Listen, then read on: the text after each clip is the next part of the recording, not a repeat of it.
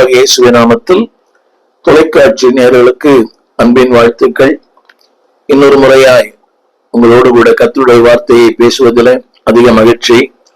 சில நாட்களாக ஆவியானவருடைய செயல்பாடுகள் என்ற தலைப்பிலே நியாயத்தீர்ப்பின் ஆவியானவர், போதிக்கும் ஆவியானவர், நமக்குள்ளே உலாவுகிற ஆவியானவர், கற்றுக் கொடுக்கும் ஆவியானவர் என்ற பல தலைப்புகளிலே நான் உங்களோடு கூட பேசியிருக்கிறேன்.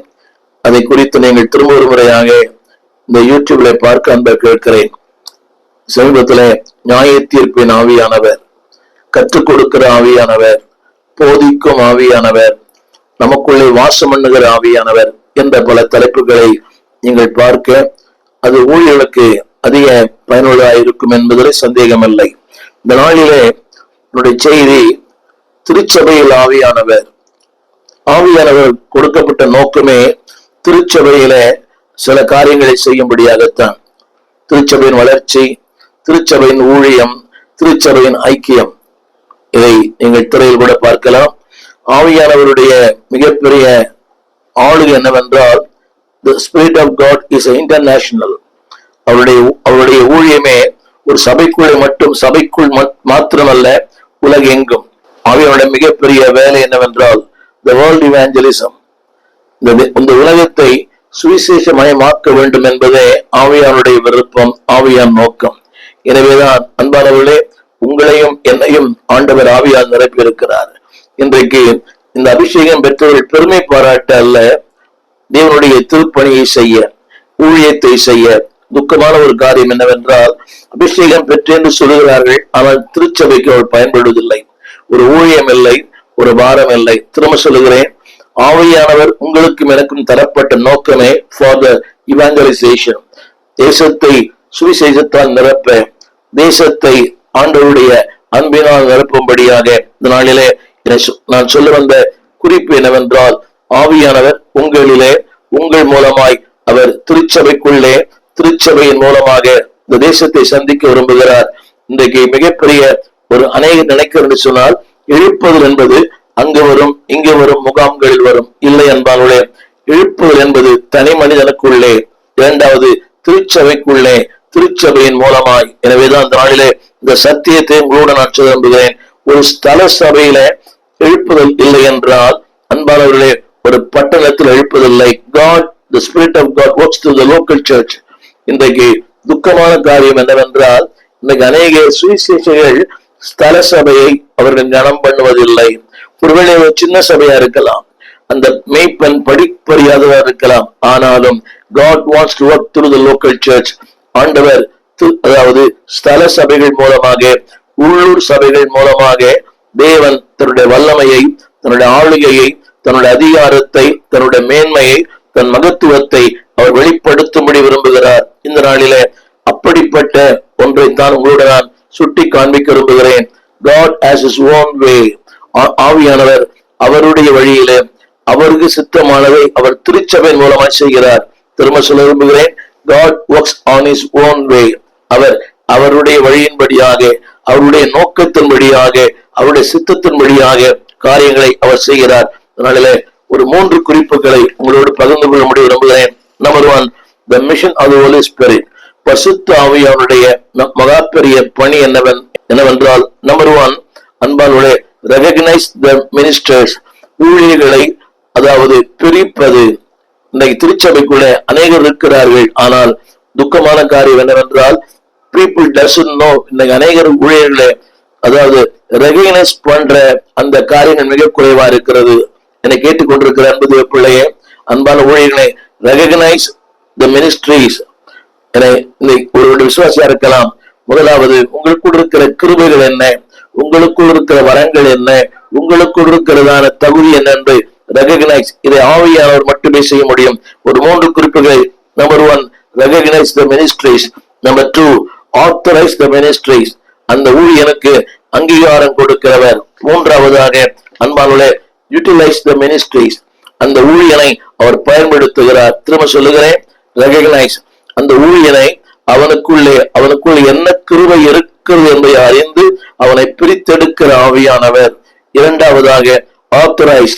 அவனுக்கு அங்கீகாரத்தையும் அதிகாரத்தையும் கொடுக்கிறவர். மூன்றாவது யூட்டிலைஸ், அந்த ஊழியனை எந்த நபரை அவர் பிரித்து எடுத்தாரோ, எந்த நபரை அவர் தெரிந்து கொண்டாரோ அந்த நபரை எல்லாருக்கும் முன்பாக அங்கீகாரம் பண்ணுகிற ஆவியானவர். என்னுடைய முதல் குறிப்பு என்னவென்றால், அப்போஸ்தலர்களுடைய புஸ்தகம் 13ஆம் அதிகாரம் 2ஆம் வசனம். அந்த வார்த்தை சொல்கிறது, அது அந்தியோகியா என்னும் பட்டணத்திலே நடந்த ஒரு சம்பவம். 2ஆம் வசனம், அவர்கள் அங்கே கர்த்தருக்கு ஆராதனை செய்து உபவாசித்துக் கொண்டிருக்கிற போது, என்பதை கவனிக்க வேண்டும், ஆவியானவர் ஒரு ஸ்தல சபைகளுக்குள்ளே அவர் கிரியை செய்ய விரும்புகிறார். திரும்ப திரும்ப world evangelisation start in individual churches. உலக சுவிசேஷமயமாக்குதல் ஒரு திருச்சபைக்குள்ள ஆரம்பிக்கிறது.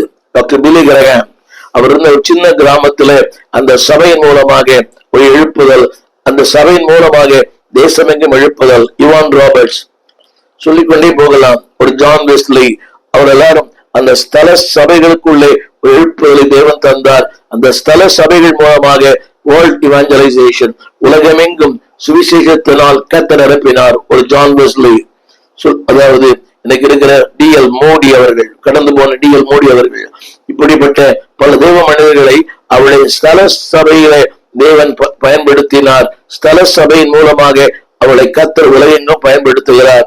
என்னை கேட்டுக்கொண்டிருக்கிற அன்பான சுவிசேஷகர்களே, அன்பான விசுவாச மக்களே, God wants to use you in a local church.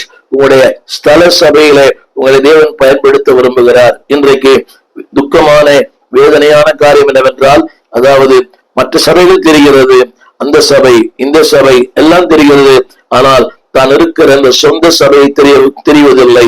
திரும்ப நான் வலியுறுத்தி சொல்ல விரும்புகிற காரணம் என்னவென்றால், God wants to work through the local church.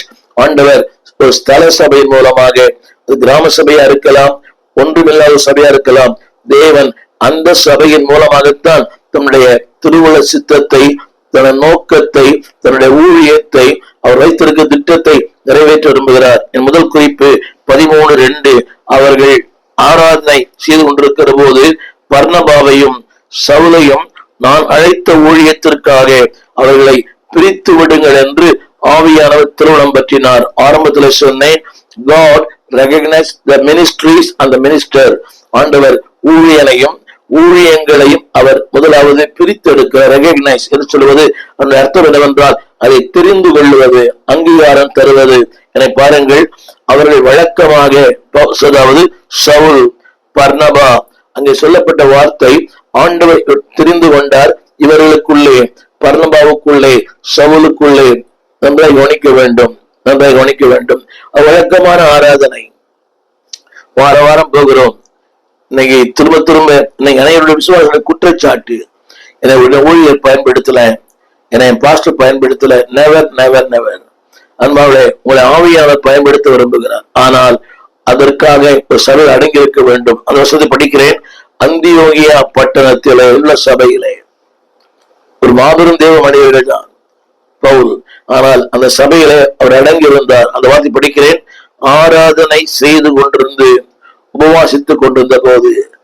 இன்றைக்கு நீங்கள் வழக்கமான ஒரு பணி, ஆராதனை, உபவாசம், ஜபங்கள். அந்த வேளையில என்னுடைய முதல் குறிப்பு என்னவென்றால், God recognize the ministries, not only ministries, ministers. தேவன் தம்முடைய ஊழியர்களை தரம் பிரிக்கிறார். அவருக்கு தெரியும், இன்னாருக்குள்ள இந்த வரம் இருக்கிறது, இன்னாருக்குள்ள இந்த வரம் இருக்கிறது. இன்றைக்கு சொல்ல விரும்புகிறேன், இல்லாத ஒரு வரத்தை இருப்பது போல காண்பித்துக் கொள்ள வேண்டாம். எனக்கு என்ன வரம் இருக்கிறதோ அதை நான் அறிவேன். அநேக சொல்லுவாங்க, நீ அதை பண்ணலாம், இதை செய்யலாம், அப்படி பண்ணலாம். Never never. I know what is my limit. என்னுடைய அளவு என்ன, என்னுடைய தகுதி என்ன, என்னுடைய நிலை என்ன என்பது எனக்கு தெரியும். ஆவியானவராலே இங்கே தேவன் சொல்லுகிறார், God recognize the ministries. அவர்களை அந்த ஊழியத்திற்காக பிரித்து விடுங்கள். இன்னொன்று சொல்ல விரும்புகிறேன், அங்கே அதாவது அரண்மனையிலே வளர்ந்து ஒரு இருக்கிறான், காற்பங்கு தேசாதிபதியாகிய லூகியோடு வளர்ந்தவன் திறந்து கொள்ளவில்லை. பலதரப்பட்ட மக்கள் இருக்கிறார்கள். ஆனால் தேவன் பவுலையும் பர்னபாவையும் அவர் தெரிந்து கொண்டார். இந்த முதல் குறிப்பு, God recognize the ministries. முதல் குறிப்பு சொல்ல விரும்புகிற முதல் குறிப்பு என்னவென்றால், யாரை தேவன் பயன்படுத்துகிறார் என்று சொன்னால், நம்பர் 1, எவன் ஒருவன் சபையோடு ஐக்கியமா இருக்கிறானோ. என்னை கவனியுங்கள், fellowship in the local church. இன்றைக்கு திரும்ப திரும்ப ஒரு 100 முறை சொன்னாலும் அது சரியா இருக்கும். சபையோடு ஐக்கியமா இல்லாதவனை தேவன் பயன்படுத்தவே மாட்டார், பயன்படுத்த முடியாது. இதை நீங்கள் உள்ளத்துல ஆழத்துல பதிக்க அன்பா கேட்கிறேன். 100 முறை சொல்ல விரும்புகிறேன். சபையோடு ஐக்கியம் இல்லாத ஒருவனை தேவன் பயன்படுத்தவே மாட்டார். நீங்க எல்லாரும் சொல்கிற வார்த்தை, எனக்கு அது கிருபை இருக்கிறது, வரங்கள் இருக்கிறது, வல்லம் இருக்கிறது. First of all fellowship with the local church. அந்த சபையோடு, சபையின் ஊழியனோடு, சபையினுடைய எல்லா நிலைகளிலுமே be a partaker.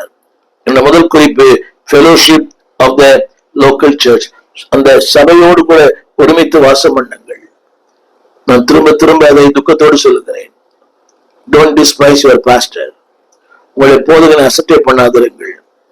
உங்கள் போதகனை நீங்கள் தூக்கி எறிந்து பேசாதிருங்கள். நிறைய பேர் அவர் என்ன பெரிய பாஸ்டர். திரும்ப தேவன் உங்களை பயன்படுத்த வேண்டுமானால் number 1 fellowship with the local church. இந்த ஊழியர்கள் கூட பாருங்க, துக்கமான ஒன்று.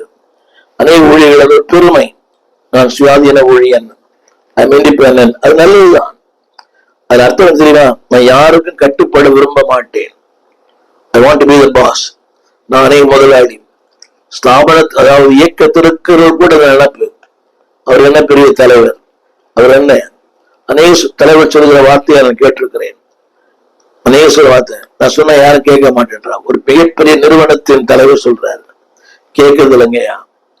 அந்த பிள்ளை, God cannot use you. Number 1 fellowship with the local church. உன் ஸ்தல சபையோடு நெருக்கமாயிரு. Fellowship with the local pastor. உன் தலப்போதோடு நெருக்கமாயிரு. 3வது ஃபெலோஷிப் வித் யுவர் லீடர். உங்களுடைய தலைவனோடு நெருக்கமாயிருங்கள். This the way God wants to use you. தேவன் உங்களை பயன்படுத்த வேண்டுமா? Number 1 fellowship. 2வது அவர் சொல்லுகிற அந்த வார்த்தை சொல்கிறார், God will give the ministry. நான் சொல்லுகிற வார்த்தை, அவர்கள் ஐக்கியமா இருந்தார்கள். 13:1 அந்தியோகியா பட்டணத்துள்ள சபையிலே பர்னபாவும் நீகர் எனப்பட்ட சிமியோனும் சிரேனே ஊரானாகிய லூகியும் காற்பந்து பங்கு தேசாதிபதியாகிய வளர்க்கப்பட்ட மனாயன். கவனிங்கள், எல்லாம் வித்தியாசமான மொழி, வித்தியாசமான கலாச்சாரம், but still where the fellowship. என்னுடைய 2வது குறிப்பு, அன்பானவர்களே, ஆண்டவர் அந்த இடத்துலதான் 2ஆம் வசனத்துல நான் அழைத்த ஊழியம், அதை நான் கூறிட்டு சொல்ல விரும்புகிறேன். நான் அழைத்த ஊழியம், I am the one who called the ministry. நான் அழைத்த ஊழியம், ஸ்தாபனம் அல்ல, பெற்றோர்கள் அல்ல, உறவுகள் அல்ல, யாரும் சொல்லி அல்ல, நான் அழைத்த ஊழியம். அப்படியானால் குறிப்பிட ஒரு வார்த்தை, அதாவது ஆவியானவர் உங்களுக்கு என்ன ஊழியத்தை வைத்திருக்கிறாரோ அதை தெளிவுபடுத்துவார். நாட் ஒன்லி, அதுதான் சொல்ல ரெகக்னைஸ். நம்பர் 1 ஐக்கியமாயிருங்கள். ஒரு ஸ்தல சபையோடு ஐக்கியம் பாராட்டுங்கள். நம்பர் 2 கவனிங்கள், உங்களுக்கு என்று வைத்திருக்கிற ஊழியம். அந்த வார்த்தை வாசிக்கிறேன், நான் அழைத்த ஊழியம், த மினிஸ்ட்ரி. 3வது குறிப்பு சொல்ல விரும்புகிறேன். அன்பானவர்களே, 2ஆம் வசனத்துல ஒரு கட்டுப்பாட்டுள்ள ஒரு வாழ்க்கை. மனாயன் இருக்கிறார். அவர் அரண்மனையில் வளர்க்கப்பட்டவர். அரண்மனையிலே வளர்க்கப்பட்டவர் ஒரு சபையில் அடங்கி இருக்கிறார். இதை கேட்க வேண்டும் என்று அன்பாக கேட்கிறேன். அரண்மனையிலே வளர்க்கப்பட்ட மனாயின் ஒரு சபைக்குள்ள அடங்கி இருக்கிறார். இன்றைக்கு கொஞ்சம் படிப்பு, கொஞ்சம் அறிவு, கொஞ்சம் திறமை, கொஞ்சம் தாளந்துகள், nobody wants to obey. அடங்கி இருப்பதில்லை, கீழ்ப்படிவதில்லை. திருமறை சொல்லுகிறது, அங்கே அவன் அடங்கி இருந்தான். முதல் கடைசி வார்த்தை, அங்கே அவள் இருந்தார்கள். படிப்பு இருக்கலாம், அந்தஸ்து இருக்கலாம், பணம் இருக்கலாம், ஆனாலும் சபைக்குள்ள இருந்தார்கள். நம்பர் 3 அடுத்த குறிப்பு என்னவென்றால் டிசிப்ளின். ஒரு ஒழுக்கமான கட்டுப்பாடு உள்ள ஒரு வாழ்க்கை. என்ன கேட்டுக்கொண்டிருக்கிற அன்புடைய பிள்ளையே, God recognize your ministries. God recognize the minister. நம்மை கவனிக்க வேண்டும். தேவன் உங்களை பயன்படுத்த வேண்டுமானால் நம்பர் 1 ஐக்கிய, சபைக்குள்ள ஐக்கியமா இருங்க. 2வது ஒரு ஒழுக்கத்தோடு இருங்க. நான் அந்த வார்த்தை படிக்கிறேன், அவர்கள் இருந்தார்கள். 1ஆம் வசனத்துடைய பின்பகுதி, இருந்தார்கள், கட்டுப்பாட்டோடு, கீழ்ப்படிதலோடு, அடங்கி இணங்கி. யார் அவர்கள்? தேவனை தரிசித்தவர்கள். ஒருவன் தேசத்தின் அதிபதி, ஆனால் அப்படிப்பட்டவர்கள் கூட தேவர் டிசிப்ளின். இரண்டாவது குறிப்பு, அன்பானவர்களே, ஆவியானவர் நமக்கு அழைத்தது மட்டுமல்ல, அதிகாரத்தை கொடுக்கிறார். God authorize. 4ஆம் வசனம், அந்த வார்த்தை இப்படி சொல்லுகிறது, அப்படியே அவர்கள் பரிசுத்த ஆவியினாலே அனுப்பப்பட்டு, கவனிக்க வேண்டும், பரிசுத்த ஆவியினாலே அனுப்பப்பட்டு 3ஆம் வசனம், உபவாசித்து ஜெபம் பண்ணி அவர்கள் மேல் கைகளை வைத்து அவர்களை அனுப்பினார்கள். கவனிக்க வேண்டும். அமெரிக்காவில் இருக்கிற ஒருவர் சென்னையிலே வசிக்கிறார். ஏன் தெரியுமா? அவர் விசா ஆபீசர். அது மட்டுமல்ல, அமெரிக்காவினுடைய முக்கிய பதவியில் ஒருவர் இந்தியாவிலே அன்பாவிலே அமெரிக்கான் பிரதிநிதியா இருக்கிறார். தேவன் சொல்லுகிறார், நான் அவர்களை கைகளை வைத்து அவர்களை அனுப்பினார். God has given the authorization. அங்கீகாரத்தை தேவன் தருகிறார். என்னை கேட்டுக்கொண்டிருக்கிற பிள்ளைய நம்பர் 1, அது எப்படி நடந்தது? திரையில் பாருங்கள். It's a personal identification. Personal. இரண்டாவது பிரேயர்ஃபுல். மூன்றாவது பிராக்டிகல். வாசிக்கிற கேளுங்கள். நம்பர் 1, அது பர்சனல் ஆத்தரைசேஷன். 3ஆம் வசனத்துல அவர்களை பிரித்து விடுங்கள், பேரை சொல்லி. பர்சனல். என்னை கேட்டுக்கொண்டு என்பது பிள்ளையே, ஆண்டவர் சிலரை கலெக்டிவ், சம்டைம்ஸ் பர்சனல். இங்கே சவுலையும் பர்னபாவையும். எனவே நான் சொல்லுகிற வார்த்தை, தேவன் உன்னை பெயர் சொல்லி அழைக்கும் தேவன். பெயர் சொல்லி அழைக்கிறார் சவுலையும் பர்னபாவையும். It's a personal clarification. இரண்டாவது பிரேயர்ஃபுல். படிக்க உபவாசித்து ஜெபம் பண்ணி அவர் மேல் கைகளை வைத்து அவனை அனுப்பினார்கள். It's a personal realization. தனிப்பட்ட ரீதியில சின்ன கேள்வி, உங்களை தேவன் அதாவது அங்கீகரித்திருக்கிறார் என்பது உண்மை. அதே வேளையில அவர் சொல்லுகிறார், அந்த அங்கீகாரத்துக்கு தேவை அடங்கி இருப்பது. Number 1 personal. Number 2 prayerful. படிச்சு பாத்தீங்களா? தேவன் உங்களை பயன்படுத்த வேண்டுமானால் முதல் குறிப்பு ஆரம்பிக்கிறது, அவர்கள் ஆராதனை செய்து உபவாசித்துக் கொண்டிருந்தார்கள். 3ஆம் வசனம், உபவாசித்து ஜெபம் பண்ணி அவர் மேல் கைகளை வைத்தார்கள். Number 1 personal. Number 2 prayerful. வரங்கள் இருக்கலாம், வல்லம் இருக்கலாம், கிருபை இருக்கலாம், மகாபெரிய பலன் இருக்கலாம், but still you need more prayer. 3ஆவது சொல்லுகிறேன். அது மட்டுமல்ல, பிராக்டிக்கல். அது நடைமுறையிலே அந்த வாக்கு சொல்லப்பட்டிருக்கிறது. நடைமுறையிலே 3ஆம் வசனம், கைகளை வைத்து அவர்களை அனுப்பினார்கள். நடைமுறையிலே. இரண்டாவது குறிப்பு, அன்பானவர்களே, God authorize. தேவன் அங்கீகாரம் கொடுக்கிறார் கைகளை வைத்து. That means அங்கீகாரம். உபவாசம் பண்ணி ஜெபம் பண்ணி அவர் மேல் கைகளை வைத்தல் என்பது இம்பார்டேஷன். திரும்ப சொல்லுகிறேன், சீக்கிரமாய் ஒருவருமே கை வைக்காதீர்கள். இன்னொன்று விசுவாசத்துல கண்டவங்க உங்க தலைமையில கை வைக்கிறதுக்கு அனுமதிக்காதீங்க. ஏனென்றால் அவருக்குள் இருக்கிற அந்த ஆவி உங்களுக்குள் இறங்கும். The character will be there. So கைகளை வைக்குதல் என்ற வார்த்தையின் பொருளே இம்பார்டேஷன். அடுத்து ஒரு வார்த்தை இருக்கிறது, மேனிஃபெஸ்டேஷன். சோ கைகளை வைக்குதல் என்பது இது ஒரு காமெடி இல்ல, இது சடங்காச்சாரம் அல்ல. அந்த ஊழியருக்குள் இருக்கிற ஒன்றை உங்களுக்குள்ளே அவர் இறக்குகிறார், அனுமதிக்கிறார். சோ என்னை கேட்டுக்கொண்டு என்பது பிள்ளையே, number 1 recognising, number 2 authorising, number 3 சொல்லப்பட்டிருக்குது டு பி எ மிஷனரி. தேவன் உங்களை என்னையும் அதை செய்வது நோக்கம் என்னவென்றால் உங்களை என்னையும் ஒரு முழுநேர பணியாளராய் டு ரெகக்னைஸ். அன்றைக்கு கிராமங்கள் வறண்டு கிடந்தன, வயல்வெளி வறண்டு கிடந்தன. இன்றைக்கு கிராமங்கள் எல்லாம் பாழான மண்மேடுகளாகவும் பாராள வேந்தன்மையா இருக்கிறது. கிராமங்கள் எல்லாம் இன்றைக்கு மிகப்பெரிய கட்டிடங்கள், மிகப்பெரிய மாளிகைகள் இருக்கிறது. நம்முடைய சென்னை எடுத்துக்கொள்ளுங்கள், இந்த OMR ஒரு காலத்துல வறட்சியான பூமி, வேளச்சேரி. இன்றைக்கு வானலாவி கட்டிடங்கள். அன்பானதே பிள்ளையே, தேவன் அதை போல உன்னை மாற்ற முடியும், வானலாவி அளவுக்கு உன்னை மாற்ற முடியும். 3வது சொல்லுகிறேன், அன்பானவர்களே, தேவன் பயன்படுத்துகிறார். என் முதல் குறிப்பு God recognize. இரண்டாவது குறிப்பு God authorize. 3வது குறிப்பு God utilize. தேவன் யாரை அவர் அழைத்திருக்கிறாரோ ஆவியானவர் பயன்படுத்தப்படி விரும்புகிறார். நான் சொல்கிற வார்த்தை கவனியங்கள். To be a witness. 13:5 இந்த வார்த்தை படிக்கிறேன். அவர்கள் தேவன் பயன்படுத்துகிறார். ஜெபாலயங்களும் யூதருடைய ஜெபாலயங்களிலும் வேத வசனத்தை பிரசங்கித்தார்கள். யோவானும் அவர்களுக்கு உதவியா இருந்தான். God, they are the witness. ஆவியானவர் உங்களை பயன்படுத்தும் போது உங்களை சாட்சியாய் பயன்படுத்துகிறார். அந்த வார்த்தை படிக்கிறேன். யூதருடைய ஜெபாலயங்களிலே தேவ வசனத்தை பிரசங்கித்தார்கள். God wants to use you. இரண்டாவது, ஆவியானவருடைய முதல் பணியே அன்பானவர்களே உங்களை சாட்சியாய் நிறுத்துவது. இரண்டாவது பணி ஊழியத்தில் வருகிற யுத்தத்துக்கு உங்களை பயிற்சி வைப்பது.